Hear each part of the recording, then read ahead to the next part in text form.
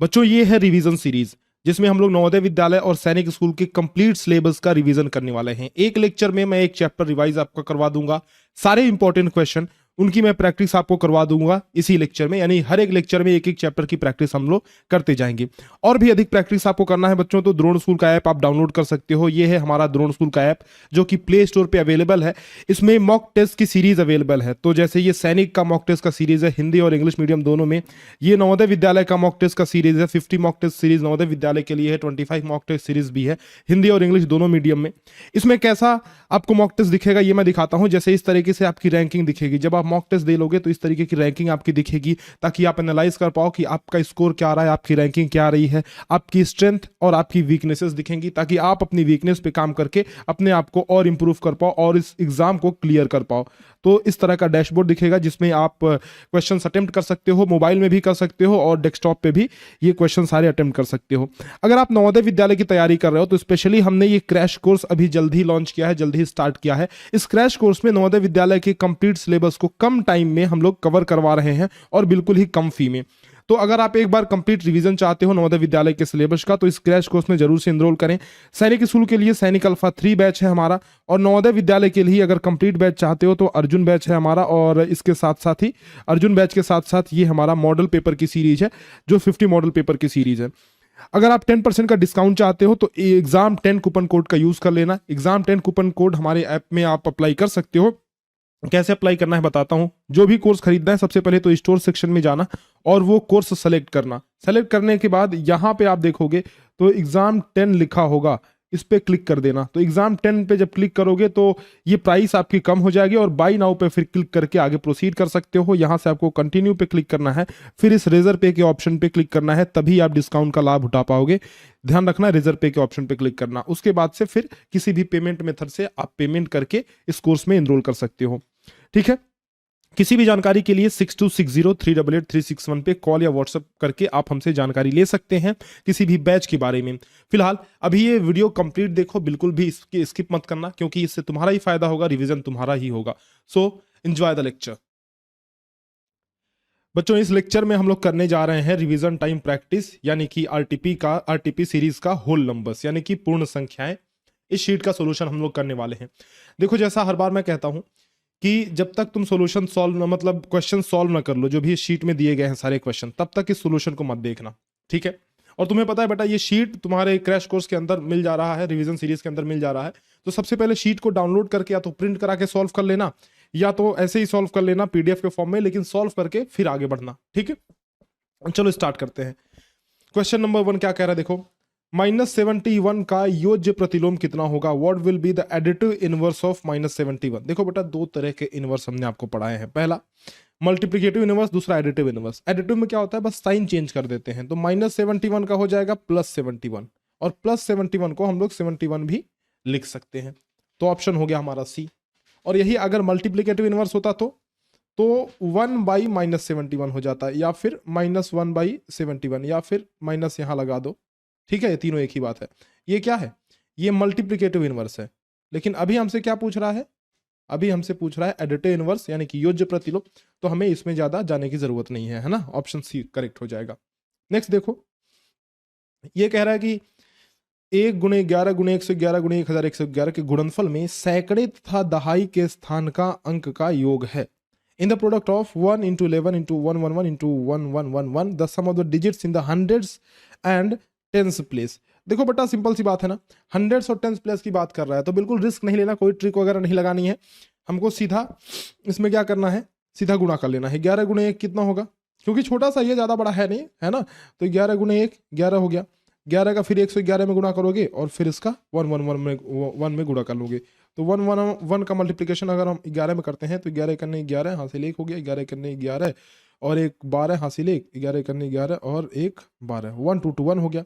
और फिर इस 1 2 2 1 का 1 1 1 1 में मल्टीप्लाई कर लेंगे। तो यहाँ से 1 2 2 1 1 2 2 1, उसके बाद से फिर 4 बार लिखेंगे क्योंकि 4 बार गुणा कर रहे हैं। 1 2 2 1 1 2 2 1।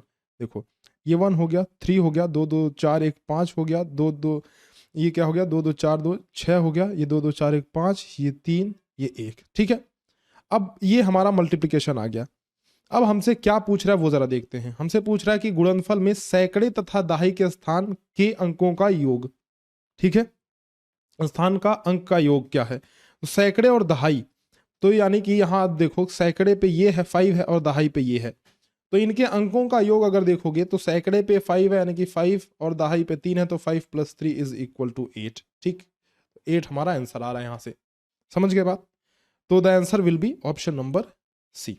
तो ऐसे क्वेश्चन को इसी तरीके से हैंडल करना है बेटा, ज्यादा बड़े क्वेश्चन होते नहीं है, बस तुम्हें भारी भरकम से दिखते हैं, एक्चुअल में इनकी औकात कुछ होती नहीं है। क्वेश्चन नंबर 3 देखो कि प्रथम 12 प्राकृतिक संख्याओं के योगफल में दहाई का अंक। अब मैंने बेटा इसमें आपको सीरीज वाले क्वेश्चन में फॉर्मूला बताया हुआ है कि प्राकृतिक संख्याओं का योग, फर्स्ट n प्राकृतिक नंबर्स का योग। देखो हमने फॉर्मूला क्या बताया, सम ऑफ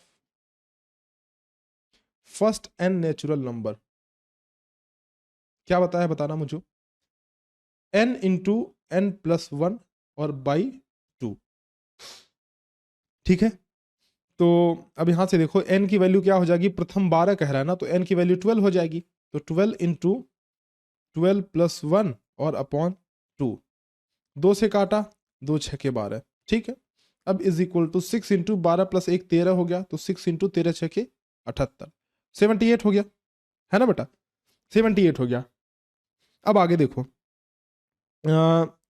एक मिनट, हमने कुछ गलत तो नहीं किया, 12 13 6 78, ठीक है 78 हो गया। अब ये कह रहा है बेटा the tens digit in the sum of the first 12 natural number, मतलब टेंस डिजिट कौन सा है, दहाई का अंक कौन सा है, तो दहाई का अंक ये 7 हो गया, तो 7 हमारा आंसर हो गया।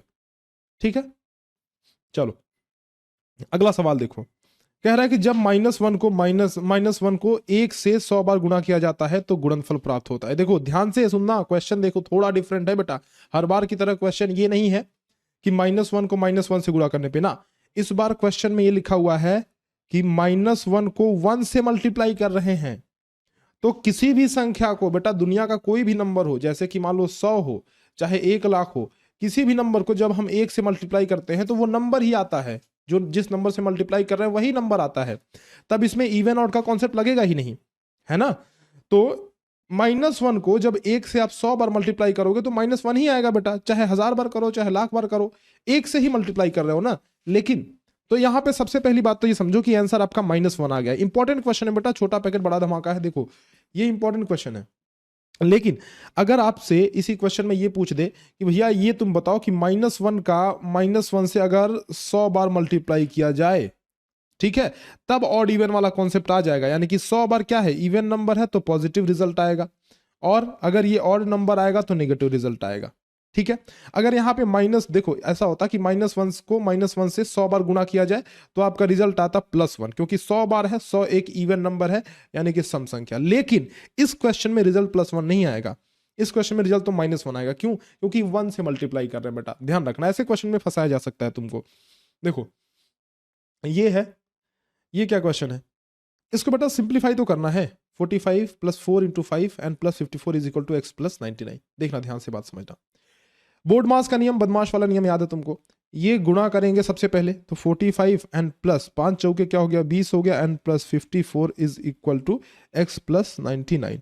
अब इन दोनों को जोड़ लो बेटा, ये और ये जोड़ोगे तो 99 आ जाएगा। देखो 45 और 54 कितना हो गया, 99, एंड +20 = x प्लस, ये x है ना, गुणा मत समझ लेना, x + 99, तो ये 99 ये 99 कट गया, यानी कि 20 = x, x की वैल्यू क्या आ गई, 20 आ गई। ठीक है, आसान, बिल्कुल चूरन सवाल बेटा। अगले क्वेश्चन पे चलते हैं।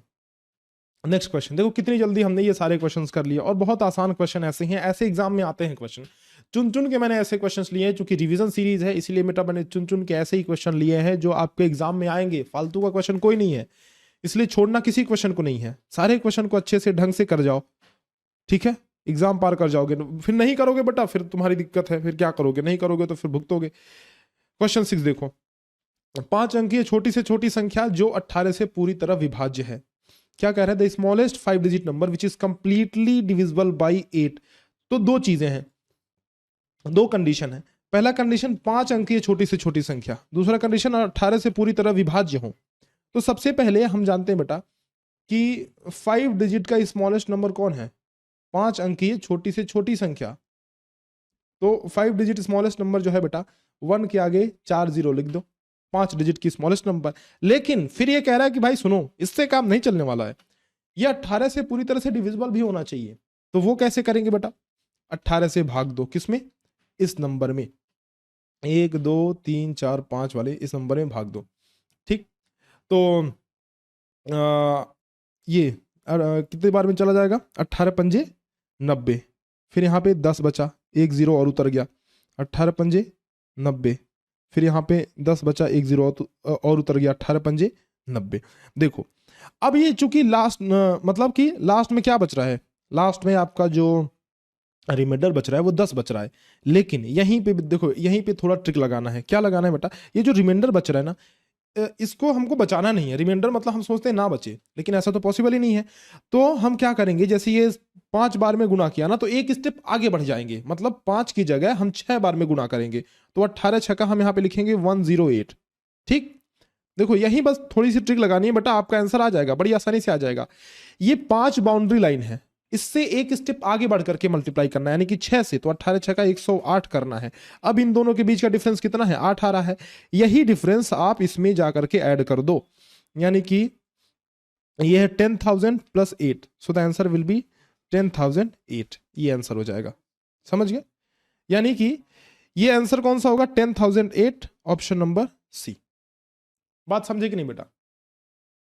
तो इस तरीके से कर लोगे, दो कंडीशन है, दोनों कंडीशन सेटिस्फाई करेंगे। अब देखो ये जो नंबर हमको मिला है, यानी कि 10,008, ये जो नंबर हमको मिला है वो दोनों से डिविजिबल, मतलब वो 4 अंकों की छोटी से छोटी ऐसी 5, कितने 5 अंकों की पूछा था ना, हाँ, तो 5 अंक की छोटी से छोटी संख्या ऐसी है जो कि 18 से डिविजिबल है। अब 18 से डिविजिबल है, इसकी क्या गारंटी है, तो गारंटी क्या, मास्टर चेक करके दिखाएगा। देखो 1 2 3 और ये 8 हो गया, देखो ये हो गया 18 पंजे 90, 10 जीरो, 18 पंजे 90, ये 10, 8 उतर गया इधर, तो 18 छः का 108, खत्म, टाटा बाय बाय गया, है कि नहीं।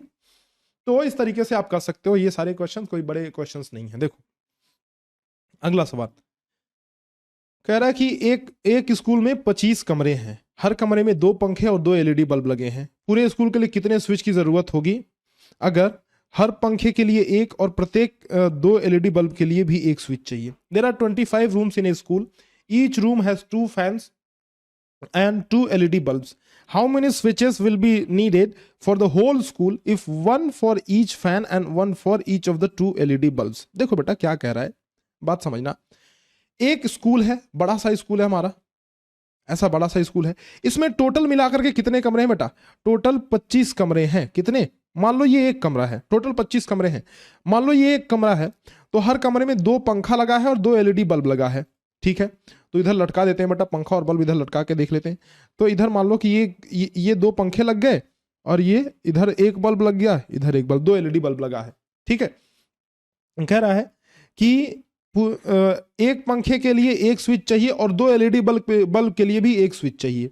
यानी कि इन दोनों पंखों को चलाने के लिए, ये जो दोनों पंखे हैं बेटा, ये अपने जो दोनों पंखे हैं, इनको चलाने के लिए 2 अलग अलग स्विच चाहिए, एक इसके लिए और एक इसके लिए। लेकिन इन दोनों एलईडी बल्ब को जलाने के लिए सिर्फ एक ही स्विच से काम चल जाएगा। यानी हमारे पास सिंगल स्विच हो तो ये दोनों ही एलईडी बल्ब क्या होंगे, जल जाएंगे। ठीक है, तो एक कमरे में कितनी स्विच लग रही है बेटा, कितने स्विच लग रहे हैं, देखो एक इधर इन दोनों एलईडी बल्ब को जलाने के लिए, एक ये हो गया, एक पहले पंखे के लिए, एक दूसरे पंखे के लिए। यानी कि टोटल एक कमरे में 3 स्विच लग रहे हैं।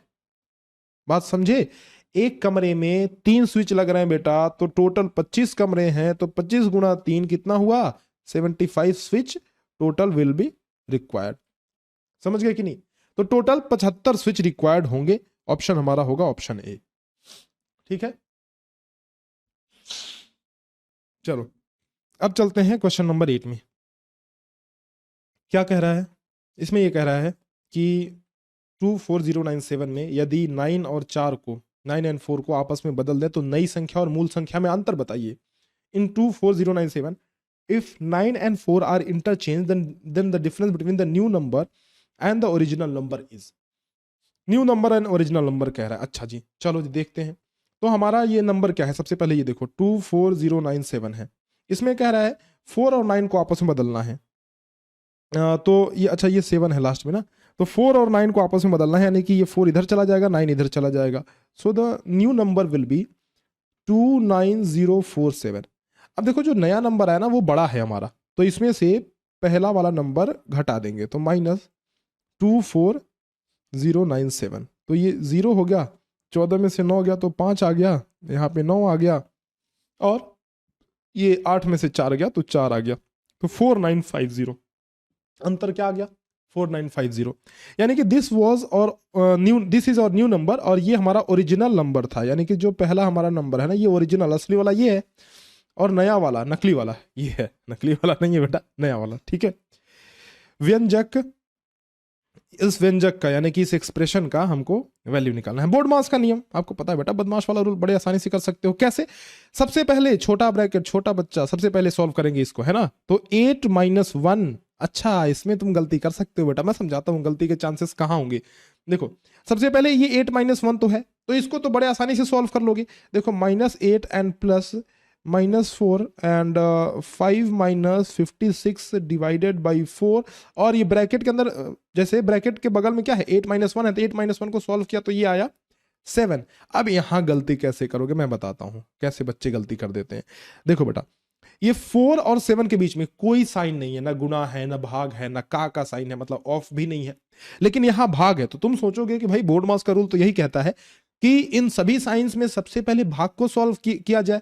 अब यहीं फंस गए, क्योंकि जहां कुछ भी साइन नहीं होता है वहां गुणा होता है, लेकिन ये गुणा सबसे बाद में नहीं सॉल्व होता है, ये सबसे पहले सॉल्व होता है, चाहे वो ऑफ भी आ जाए। फिर कहता हूं बेटा ध्यान से समझना, इंपॉर्टेंट कॉन्सेप्ट है। भले ऑफ भी आ जाए ना, इसके सामने ऑफ भी नहीं टिकेगा, इसके सामने का भी नहीं टिकेगा, समझे। कोई साइन नहीं है, मतलब सबसे पहले तो इसी को सॉल्व करेंगे, और वो कैसे सॉल्व होगा? मल्टीप्लाई करके। फिर कह रहा हूं समझो, सबसे पहले बेटा भाग ये सॉल्व नहीं होगा, ये सॉल्व होगा जहां पे कोई साइन नहीं है, 4 और 7 के बीच में कोई साइन नहीं है ना, ना गुणा है ना भाग है, कुछ भी नहीं है, लेकिन सबसे पहले इसका मल्टीप्लीकेशन कर लेंगे। यानी कहीं मान लो कि भाग की जगह ऑफ भी रहता, तब भी इसकी तरफ ध्यान नहीं देते, सबसे ज्यादा प्रायोरिटी इसकी है, ठीक है। ये कॉन्सेप्ट सीख लेना, ये पहली बार शायद आप कॉन्सेप्ट सुन रहे होगे, लेकिन अगर मेरे स्टूडेंट हो, पहले से किसी कोर्स में एनरोल हो, तो मैंने बताया हुआ है, लेकिन ये इंपॉर्टेंट कॉन्सेप्ट है बेटा, ठीक है। देखो तो -8 प्लस -4, और ये 5 - 56 डिवाइडेड बाई, ये 4 सते 28 कर देंगे पहले। अब इसको देखो, 28 का 56 में भाग दिया तो 2 आया, तो अब ये आया -8 प्लस -4, और ये 2 आ गया तो 5 - 2, ठीक है। यहां से आगे सॉल्व करोगे जब, तो 5 - 2 3 हो गया, और 3 का 4 में भाग दोगे तो गुणा करोगे तो कितना आ जाएगा? 4 × 3 = 12, ये माइनस है, तो इसीलिए क्या हो जाएगा? -12। तो -8 - 12 इज इक्वल टू कितना है बेटा? -8 और -12 -20, ये आंसर आएगा। और फिर से देखो, किसी अपने दोस्त को ये सवाल देना, देखना वो गलत कर देगा, ठीक है। -20 हमारा आंसर होगा सही, तो ऑप्शन नंबर बी हमारा करेक्ट होगा, ठीक। चलो अगले क्वेश्चन में बढ़ते हैं बेटा। क्वेश्चन नंबर 10 पढ़ो और करने की कोशिश करो। दो संख्याओं का योग 60 तथा गुणनफल 864 है, तो इनके व्युत्क्रमों का योगफल होगा।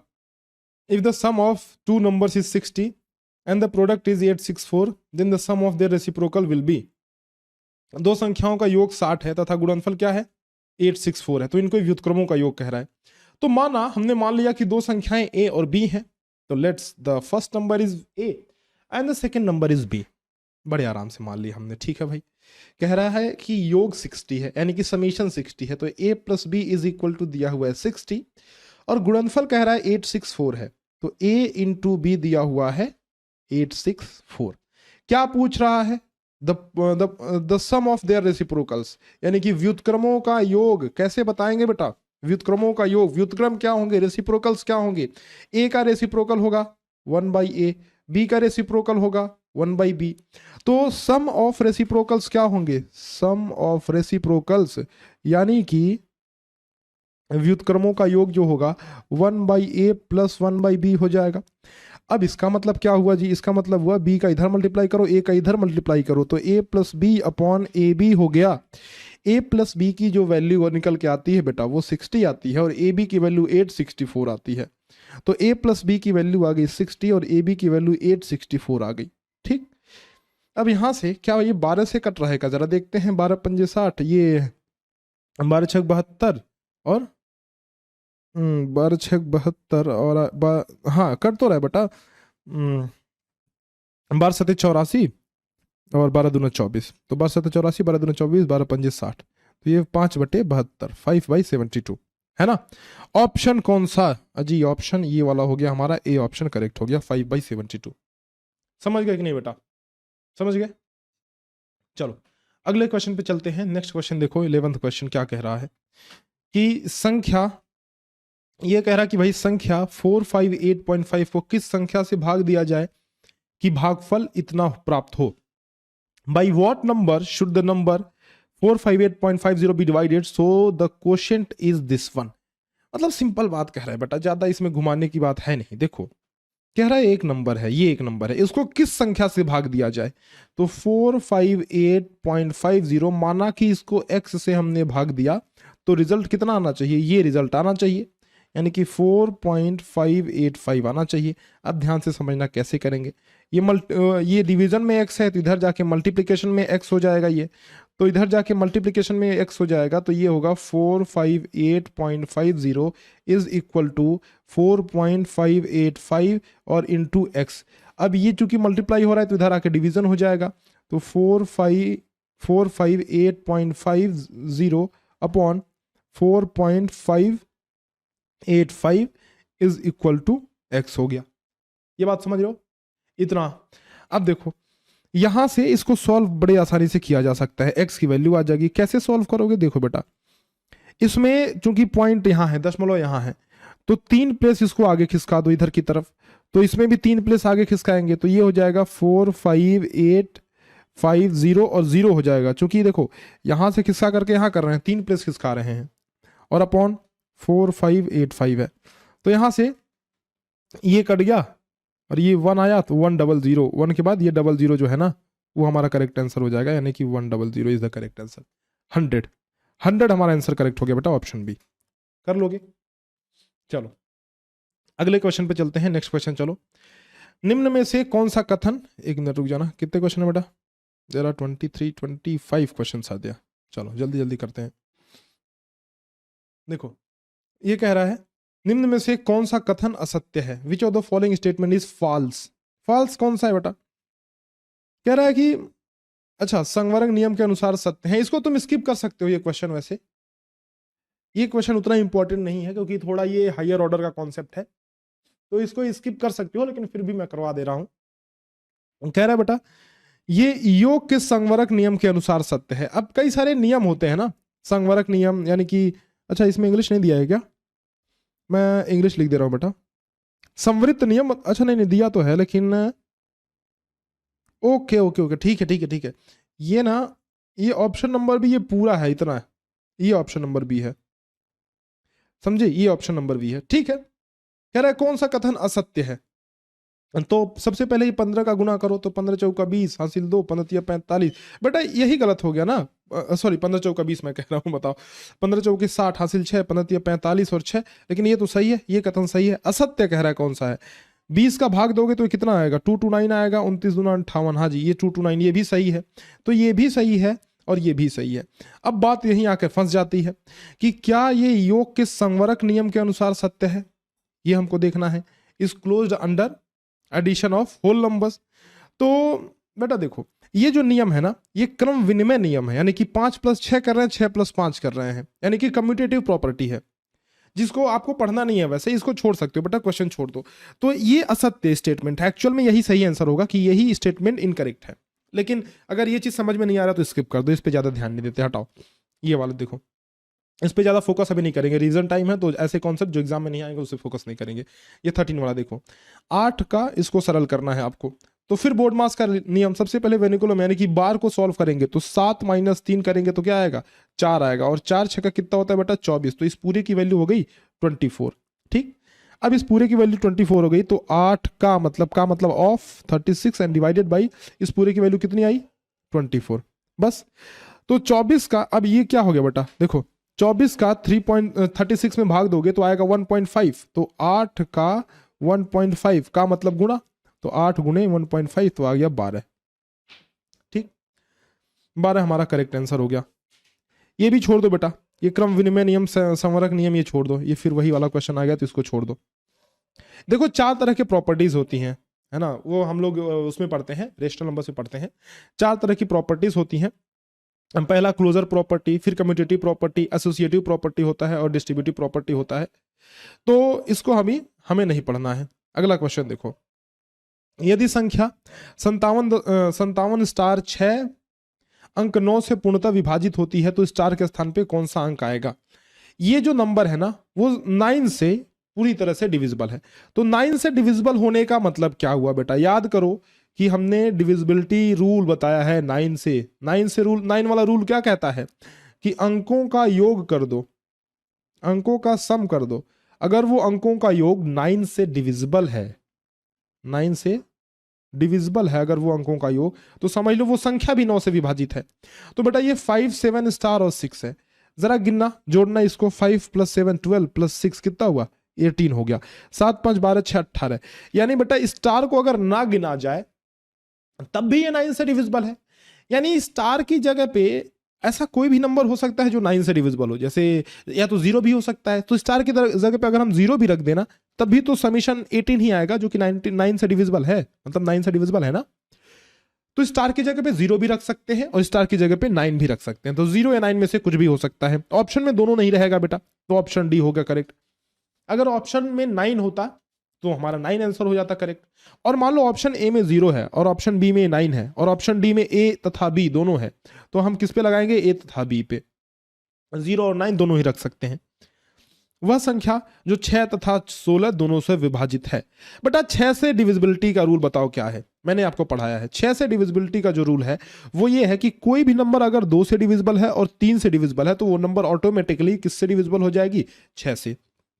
2 से डिविजिबिलिटी का रूल क्या है कि लास्ट में 0, 2, 4, 6, 8 होना चाहिए। 3 से डिविजिबिलिटी का रूल क्या है कि जो अंकों का सम है वो 3 से डिविजिबल होना चाहिए। तो लास्ट में 0 सभी में है। देखो ये 0 सभी में 0 है, ये मतलब सभी ऑप्शंस में लास्ट में 0 है, यानी कि सारे नंबर्स 2 से तो डिविजिबल हैं ही बेटा। ठीक है, तो अगर 2 से डिविजिबल है तो क्या ये 3 से डिविजिबल है? जरा देखते हैं। 4, 3, 7, 2, 9 3 से डिविजिबल है। 6, 3, 9, 8, 17 3 से डिविजिबल नहीं है। 1, 2, 3 और 6 9 3 से डिविजिबल है। 8, 6, 14 और 2, 16 3 से डिविजिबल नहीं है। तो 2 तो हमने हटा दिए, ऑप्शन सी और ऑप्शन डी हमने, बी और डी हटा दिया, मतलब ये डिविजिबल तो नहीं है बेटा। बात समझ रहे हो? ये डिविजिबल किससे नहीं है बोलो? ये डिविजिबल नहीं है 3 से। तो अब ऑप्शन ए में और ऑप्शन सी में टक्कर है। अब जरा देखते हैं कि कौन सा डिविजिबल है किससे, मतलब कौन सा 16 से डिविजिबल है। तो 16 से डिविजिबिलिटी के लिए क्या चाहिए? जरा देखो, 16 इज इक्वल टू हम क्या लिख सकते हैं? 2 × 8। यानी अगर कोई नंबर 2 से भी डिविजिबल है और 8 से भी डिविजिबल है तो 16 से भी डिविजिबल होगा। तो 2 से तो सारे ही डिविजिबल हैं जितने नंबर हमने देखे। अब हमको ये चेक करना पड़ेगा बेटा कि ये नंबर क्या 8 से भी डिविजिबल है। ठीक है, क्या 8 से भी डिविजिबल है? तो या तो डायरेक्ट भाग देके देख लो, सबसे बढ़िया बेटा। ये सब करने से बढ़िया ना डायरेक्ट भाग देके देख लो, क्योंकि बहुत छोटा सा नंबर है। तो ये देखो, ये 16 दूना 32 हो गया और 8 3 11 112, 16 6 के 96 और 4 ये कितना हुआ? 180।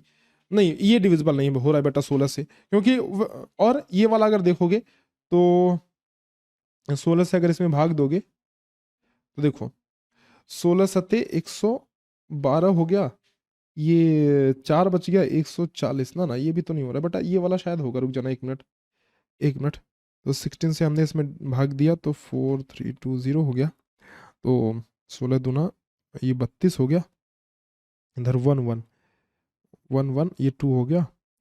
ये हाँ हाँ बेटा ये तो हो रहा है ना, 16 6 96 16 सत्ते 112 ना, तो ये हो गया, ये वाला डिविजिबल है। ठीक है, तो ऑप्शन ए हमारा करेक्ट हो गया, ऑप्शन ए हमारा करेक्ट हो गया। ठीक है, अब इसकी वैल्यू निकालनी है। फिर से वही जो रूल हमने आपको बताया वो याद करो कि अगर ब्रैकेट हो और कोई भी साइन ना हो तो उसको सबसे पहले सॉल्व करते हैं, तो इसीलिए इसको सबसे पहले सॉल्व करेंगे। चलो इसको सॉल्व करके देखो बेटा, क्या तुमसे सबसे पहले सॉल्व करके देखो क्या तुमसे सॉल्व हो रहा है। अगर नहीं सॉल्व हो रहा है तो फिर सॉल्यूशन देखो मैं जो बता रहा हूं। स्क्रीन को पॉज करके सॉल्व किया करो मेरे साथ साथ, ठीक है। देखो ये 36 इंटू -36 इंटू 4, ये क्या होगा? 3 चौके 12 6 चौके 24, यानी कि हो जाएगा -144।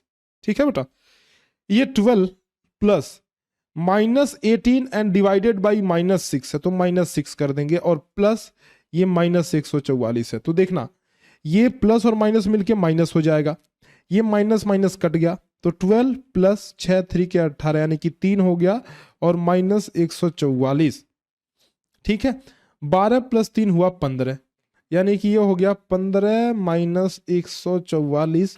तो this will be equal to, बोलो 15 माइनस 144, तो 14 में से 5 जाइए 129। ठीक है बेटा, लेकिन ये माइनस में आएगा, -129 आएगा। बात समझ रहे हो? -129, क्योंकि छोटे नंबर में से हम लोग बड़ा नंबर घटा रहे हैं, तो -129 option A will be correct answer. समझ में आ गई बात? तो इस तरीके से हमने देखो 17 क्वेश्चन कर लिए, कुछ और क्वेश्चन बचे हैं बेटा जिसको हम लोग करने वाले हैं, तो पूरी वीडियो में बने रहना, पूरा वीडियो देखना है आपको कंप्लीट। ये देखो कह रहा है कि 1 और 150 के बीच ऐसी कितनी संख्याएं हैं जो 4 से पूरी तरह से विभाजित हैं। 1 और 150 के बीच कह रहा है 4 से पूरी तरह से divisible. How many such numbers are there between 1 and 150 which are exactly divisible by 4। तो 4 से डिविजिबल वाला देखो सर, डिविजिबल वाले नंबर कितने हैं, तो 4 से 150 में भाग दोगे बेटा, 4 तिहाई 12, 3 0 बचा, 4 सते 28। ठीक, ये 4 तिहाई 12 हो गया, 3 ये 3 इधर 0 हमने उतार लिया, 4 सते 28, और 2 रिमाइंडर बचा है, तो रिमाइंडर की कोई जरूरत हमको है नहीं, ये 37 ही हमारा करेक्ट आंसर हो गया। जो यहाँ पे रिमाइंडर मैंने लिख दिया, यहाँ पे लिखना क्वेश्चन। ठीक है, तो कहने का मतलब ये हमारा करेक्ट आंसर हो गया, जो कि है 37 ऑप्शन डी। अब देखो ये वाला कॉन्सेप्ट आ गया जो मैंने शुरू में आपको बताया था, -1 को -1 से 60 बार मल्टीप्लाई करोगे तो +1 आंसर आ जाएगा। क्यों? क्योंकि ये 60 कैसा नंबर है बेटा, इवन नंबर है। अगर ये 59 बार होता तो 59 ऑड नंबर हो जाता, तो हमारा आंसर आ जाता नेगेटिव यानी कि -1। ऑड बार यानी कि विषम बार अगर मल्टीप्लाई होगा, जैसे कि 59 बार या फिर 39 टाइम्स या फिर 31 टाइम्स या फिर 21 टाइम्स, 37 टाइम्स, 57 टाइम्स, तो ये -1 आंसर आएगा। लेकिन 68 टाइम्स, 100 टाइम्स, 80 टाइम्स, 18 बार, 12 बार, 16 बार, इस तरह से अगर मल्टीप्लिकेशन होगा तो रिजल्ट हमेशा पॉजिटिव यानी कि प्लस में आएगा। ठीक है, तो डी ऑप्शन हो गया। -40 का गुणन तत्समक, बेटा हमने आपको आइडेंटिटीज 2 प्रकार की बताई थी, कौन सा? मल्टीप्लिकेटिव आइडेंटिटी पहला, और दूसरा हमने बताया था एडिटिव आइडेंटिटी।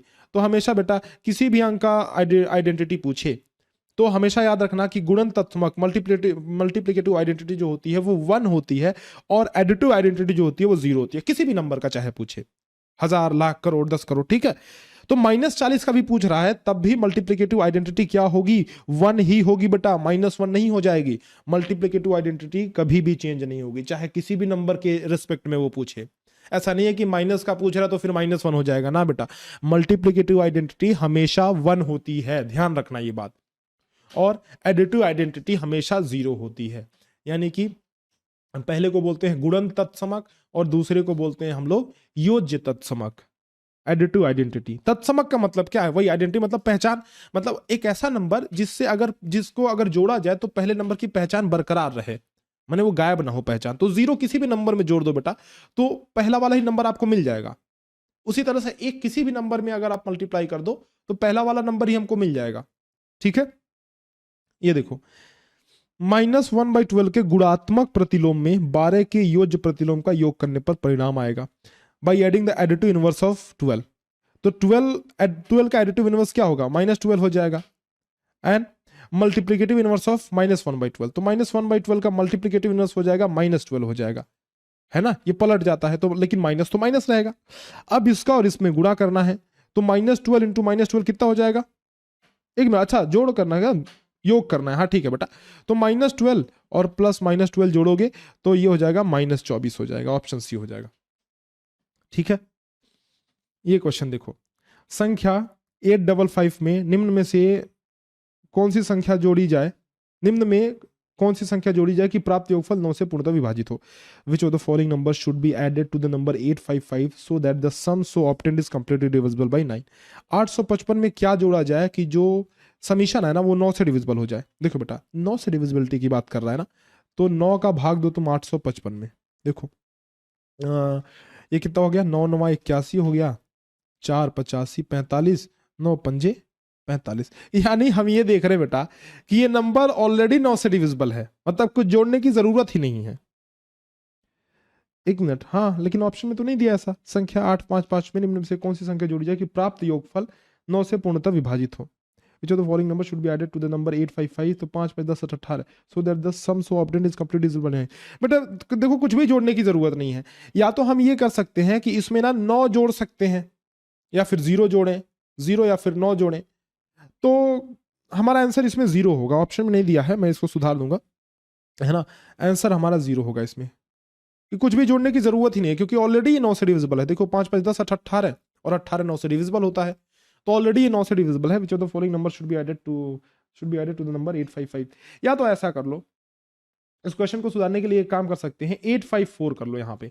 ठीक है, ऐसा कर लो बेटा, ऐसे क्वेश्चन आते हैं तो 854 कर लो। 854 जब करोगे तो इसमें 9 से भाग दोगे तो कैसे क्वेश्चन लगाएंगे मैं बताता हूँ। 9 9 81, ठीक है, 81 है, यहाँ 4 44 हो गया, तो 9 चौके 36 जो कि 44 से कम है, तो 5 बार में हम कर देंगे, एक स्टेप आगे, 9 पंजे 45। इन दोनों का डिफरेंस कितना है, 1 है, तो 1 ही हमारा आंसर आ जाएगा।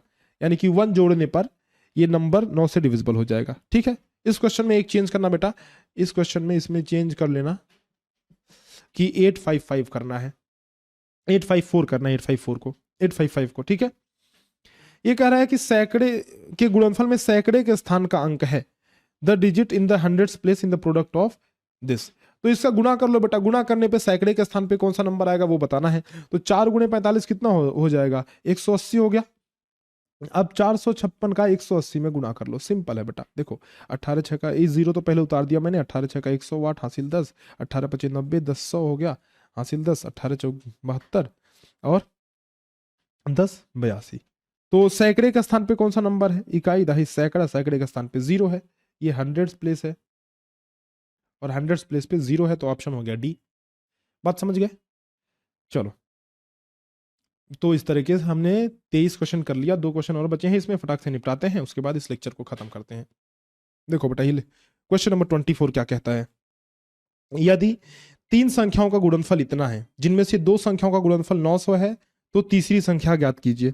If the product of 3 numbers is this one, in which the product of 2 numbers is 900, then the third number. देखो बेटा, 3 नंबर का गुणनफल कह रहा है इतना है, तो हमने माना एक डिब्बा, ये हो गया एक नंबर, दूसरा नंबर, तीसरा नंबर, तीनों नंबर का गुणा करने पे आ रहा है 31500।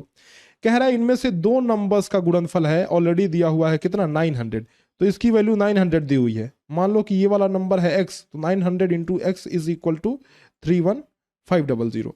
अब देखो 00 से 00 कट गया, 9 से काटोगे तो ये हो जाएगा, देखो 9 से काटोगे तो 9 3 27 हो गया और 9 5 45, यानी कि x इज इक्वल टू 35।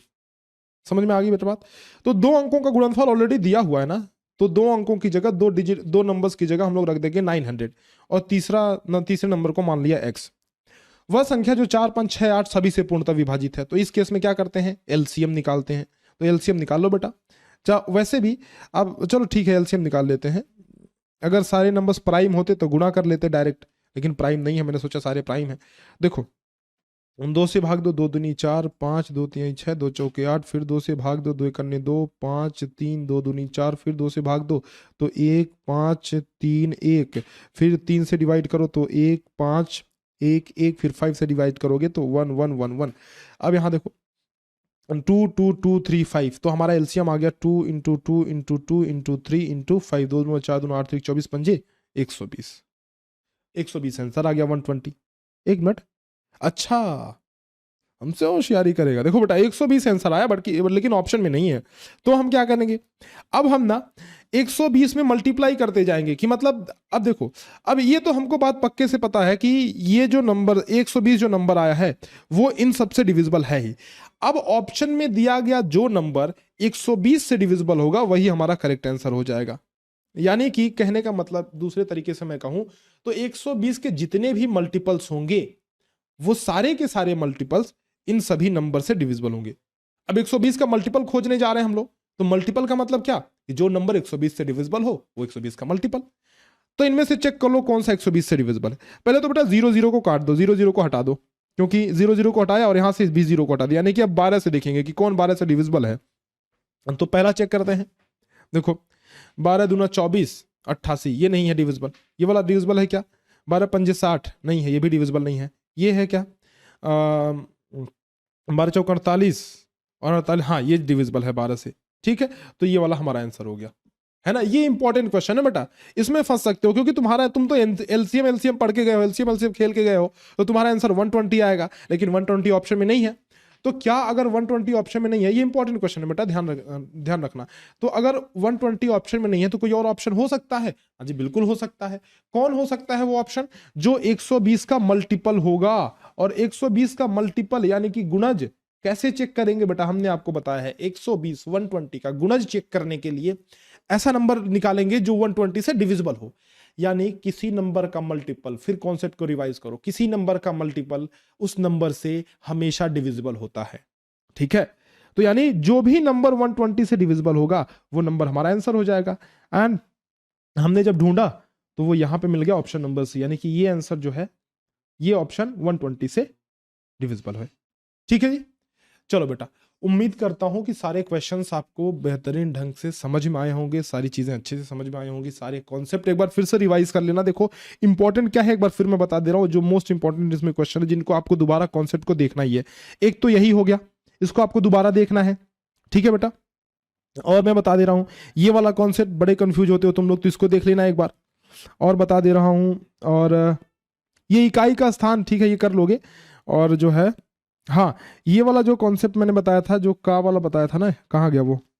हाँ ये देखो, ये कॉन्सेप्ट फिर से देख लेना बेटा, कि जहां ब्रैकेट के बीच में कोई साइन ना हो, मतलब कि उसको सबसे पहली प्रायोरिटी दी जाती है। वो का से भी पहले आता है, वो भाग से भी पहले आता है। ठीक है, तो ये कॉन्सेप्ट देख लेना एक बार फिर से, रिवाइज इट अगेन। एंड इसके बाद से देख लेना व्युत्क्रमों का योगफल, ये भी इंपॉर्टेंट क्वेश्चन है बेटा, इसको भी एक बार देख लेना। ठीक है, और बाकी तो ठीक है, बाकी तुम कर ले जाओगे। तो ये सारे क्वेश्चन इंपॉर्टेंट है बेटा, मतलब कोई भी ऐसा क्वेश्चन मैंने नहीं कराया जो कि इंपॉर्टेंट नहीं है। यानी कि फिर से जो अगर नहीं समझ में आया होगा तो फिर से वीडियो को देखना। 10 वीडियो देखने से बढ़िया है, 10 क्वेश्चन सॉल्व करने से बढ़िया है कि जो मैं करा रहा हूं उसको कर लो ध्यान से, तो तुम्हारा हो जाएगा, है ना। क्योंकि मैं जानता हूं किस तरह के क्वेश्चन आएंगे, तो ये सारे क्वेश्चन कर लेना, जो समझ में नहीं आया होगा दोबारा देखना। चलो बेटा, फिर मिलते हैं आपसे नेक्स्ट लेक्चर में।